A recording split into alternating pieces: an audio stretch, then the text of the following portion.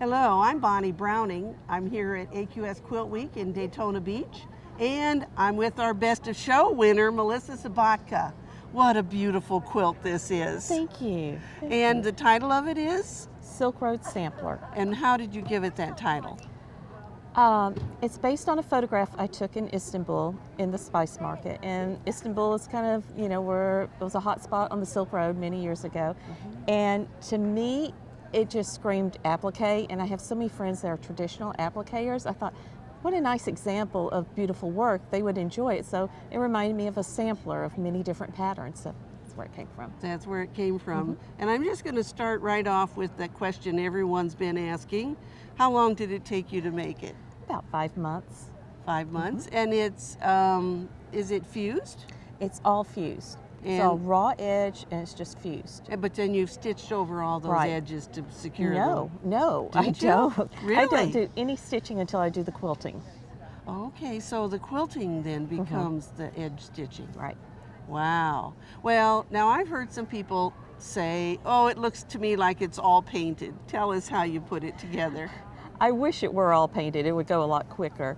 But to get the saturation of colors, I have to use the batiks. So I start out with a pattern based on a photograph of mine and pretty much fussy cut everything and fuse it together. And then sometimes where two fabrics come together, if you don't blend the edges, it looks like a paint by number.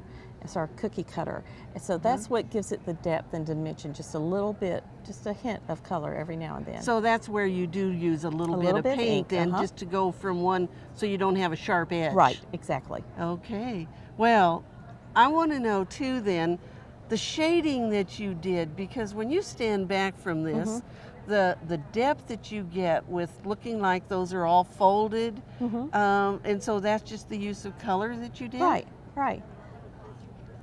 It's just also kind of connecting with knowing what it is you're working on. Like as I'm working on a piece of that should be folded fabric, it's an illusion.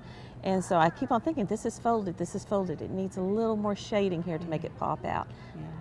Yeah. Well, obviously you did it really well. Best of Show, that's a $10,000 prize. Do you have plans for that money? Oh, I would like a studio. So I'm dreaming in my head, what I would put in there and get new machines and build it. So they might go to that.